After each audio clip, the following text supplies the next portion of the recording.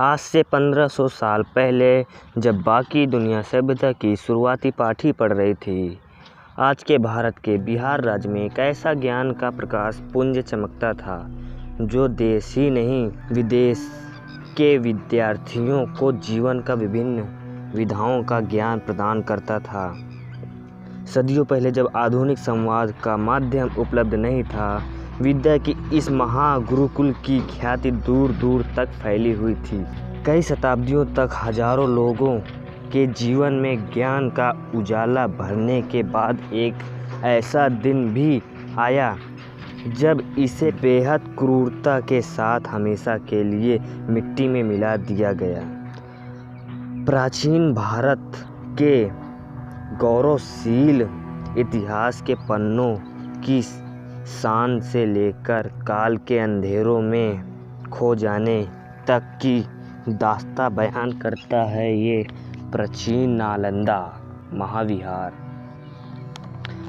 भारत भूमि में शताब्दियों तक विदेशी आक्रमणकारियों और घरेलू राजाओं की कलह से उपजे दमन को अपने सीने पर झेला है और इसी पीड़ा की आग में ऐसी अनगिनत विरासतें दब गई हैं जो अगर आज होती तो पूरी मानव जाति के कल्याण में आ सकती थी।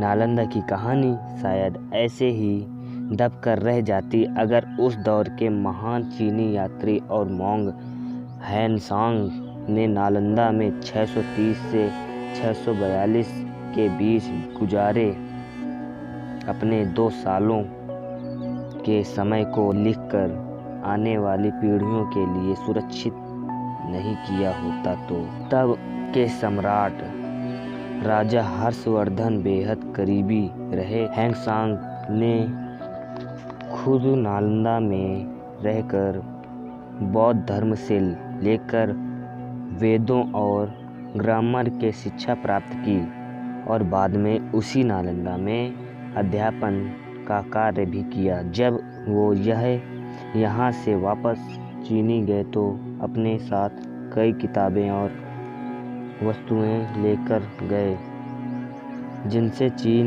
में भारतीय ज्ञान का डंका बज उठा। नालंदा की स्थापना 5वीं शताब्दी में गुप्त वंश के राजा के दौरान मगध देश में की गई थी।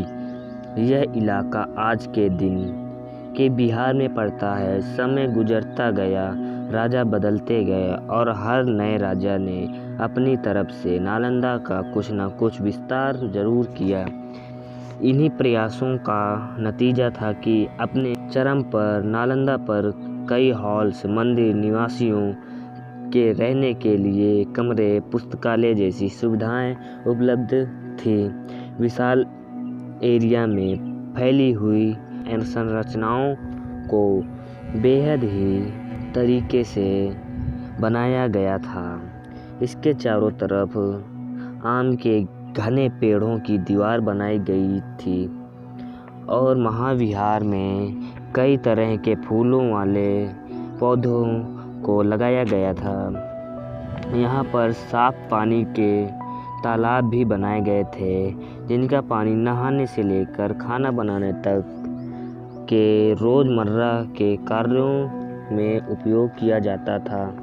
समय के साथ नालंदा बौद्ध धर्म और वैदिक ज्ञान का मुख्य केंद्र बनता चला गया। यहाँ पर कई हजार बौद्ध भिक्षु, विद्यार्थी और उनके अध्यापक रहते थे। सम्राट के एक आदेश पर नालंदा को 100 गांव से होने वाली कमाई जरूरतों के हिसाब से भोजन एवं अन्य आवश्यकता की वस्तुएं बिल्कुल मुफ्त में उपलब्ध करवाई जाती थी। नालंदा में प्रवेश के लिए होने वाली कठिन परीक्षा को पास करके एक बार तो यह पढ़ने के लिए आ जाता, उसके लिए सब कुछ पूरी तरह से फ्री होता था। फिर ना रंग देखा जाता था, ना जाति देखी जाती थी और ना ही देश। यहाँ पर सब समान थे। यही कारण था कि यहाँ पर चीन साउथ कोरिया, वियतनाम, जापान समेत कई देशों से विद्यार्थी पढ़ने के लिए आया करते थे। नालंदा में रहने वाले के लिए खुद पर नियंत्रित और शासन सबसे जरूरी गुण था। यहाँ सभी तरह के विचारों का सम्मान किया जाता था, निर्णय सर्वसम्मति से किए जाते थे और शारीरिक हिंसा के लिए कोई जगह नहीं थी। 7वीं शताब्दी में नालंदा में करीब 10,000 विद्यार्थी, 1500 अध्यापक थे। नालंदा की एक और बड़ी विशेषता थी इसका विशाल पुस्तकालय यानी लाइब्रेरी। 3 भागों में बटे हुए इस पुस्तकालय 9 मंजिल की बनाई गई थी।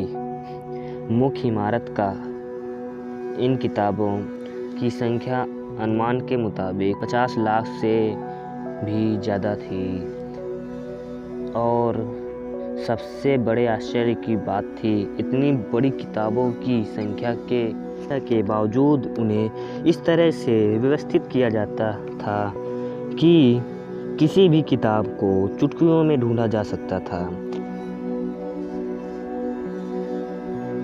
और वो भी बिना किसी आधुनिक कंप्यूटर के। नालंदा के लिए खतरे भी कम नहीं थे। अपने जीवन काल में इस पर 3 बार हमला किया गया था। पहली बार उन राजाओं ने और गौर वंश के राजाओं ने। हालांकि इनके द्वारा हमला करने में नुकसान कोई बहुत अधिक नहीं था और कुछ ही समय में नालंदा को अपने पुराने स्वरूप में लौटा दिया गया था। काल का पहिया ऐसे ही घूमता रहा और नालंदा की ख्याति भी बढ़ती चली गई। लेकिन अब जल्दी ही सब कुछ बदल जाने वाला था। नालंदा अब की बार जो संकट के बादल छाए थे वो मगध और भारत ही नहीं बल्कि पूरी दुनिया के इतिहास को बदल देने वाली थी। 1192 में तराइन के दूसरे युद्ध में पृथ्वीराज चौहान की हार के साथ ही दिल्ली की सूरत और सीरत दोनों बदल चुकी थी। दिल्ली की गद्दी पर अब कुतुबुद्दीन ऐबक की सल्तनत थी। उसी दिन दिल्ली के सुल्तान की सेना में टर्किश मूल का युवक नौकरी करने के सपने देख रहा था। हालांकि उसे सफलता नहीं मिली और मायूस लौटा दिया गया, लेकिन उसने हार मानने के बजाय अपने सपने छोटे कर दिए। अब बजाय सुल्तान की सेना में नौकरी पाने के उसने अवध के एक सरदार के एक सेना की टुकड़ी संभाल लिया और पूरे बंगाल और मगध को जीतने की योजनाएं बनाने लगा। उसका नाम था बख्तियार खिलजी। धीरे धीरे खिलजी सफलता की सीढ़ियां चढ़ता गया और एक बड़े एरिया का सम्राट बन बैठा। एक प्रचलित लोक कथा के अनुसार एक बार खिलजी बहुत बीमार हो गया था। उस हकीम उसका इलाज नहीं कर पा रहे थे तो किसी ने नालंदा के प्रसिद्ध आयुर्वेदाचार्य से इलाज करवाने को कहा, लेकिन खिलजी को यह कतई मंजूर नहीं था कि कोई अनजान आयुर्वेद का जानकार उसका इलाज करे।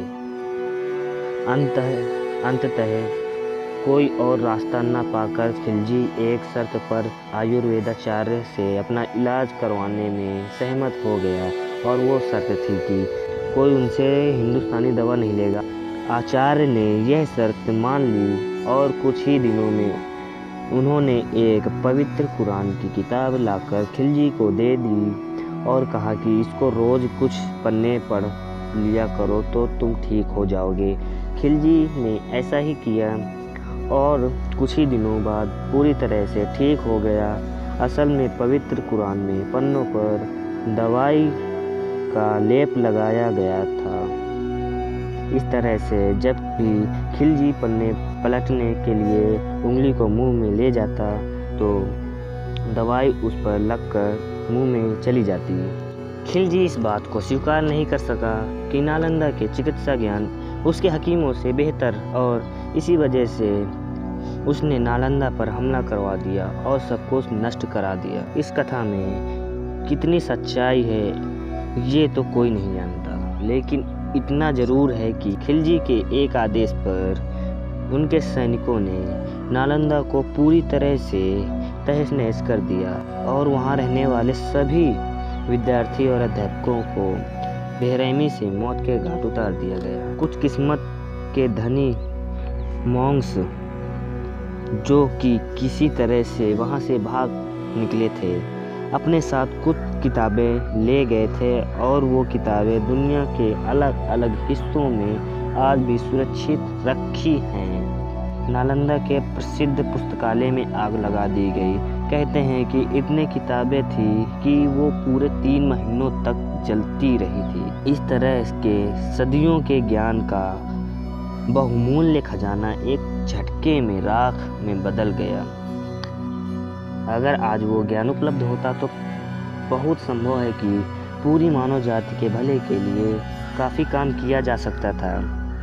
खिलजी द्वारा नालंदा को निस्तनाबूद किए जाने को कुछ लोग भले ही सांप्रदायिक रंग देखने की कोशिश करें, लेकिन सच यह है कि यह एक नालंदा शासक था जिसका अपनी अज्ञान महत्वाकांक्षाएं थी और नालंदा के महत्व को कभी नहीं समझ सकता था।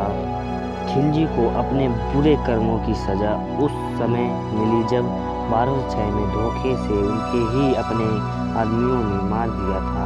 उस घटना को बीतने के 800 सालों बाद एक बार फिर से नालंदा को जीवित करने के प्रयास शुरू कर दिए गए थे। भारत सरकार और ईस्ट एशियाई के सभी देशों ने मिलकर साल 2014 में बिहार के राजगीर के नज़दीकी नालंदा यूनिवर्सिटी की शुरुआत की थी। इसका उद्देश्य इसे प्राचीन नालंदा की तर्ज पर ही एक भव्य आधुनिक अंतर्राष्ट्रीय महत्व का महाविद्यालय बनाना था। इस बात को ध्यान में रखकर बड़ी लागत के साथ इसका कैंपस बनाया जा रहा था। वर्तमान में भले ही इसमें सीमित मात्रा में ही कोर्सेस उपलब्ध हैं और सुविधाएं भी शुरुआती दौर में ही हैं, लेकिन ईमानदारी से प्रयास किए गए तो हो सकता है कि प्राचीन नालंदा का गौरव एक फिर से लौटकर आ जाए। आज की दौर की टॉप यूनिवर्सिटी ऑक्सफोर्ड और कैम्ब्रिज की स्थापना जिस ज़माने में हुई थी उस समय तक नालंदा 800 सालों से भी ज़्यादा समय तक हजारों विद्यार्थियों को शिक्षा दे चुका था। नालंदा में सदियों से जमा किए गए ज्ञान आज भले ही हमारे बीच नहीं है, लेकिन उन महान पुरुषों ने जिस शाश्वतता के साथ जीवन जीने का उद्देश्य दिया था वो नालंदा की खंडहर हो चुकी दीवारों से लगातार संपूर्ण मानव जाति को जगाने का काम करता रहेगा। नालंदा तो एक ऐसे धरोहर है जिसका हमें पता लग गया, ऐसे ही पता नहीं कितनी गुप्त नाम विभूतियाँ भारत की मिट्टी में दफन होगी जिनका कोई जिक्र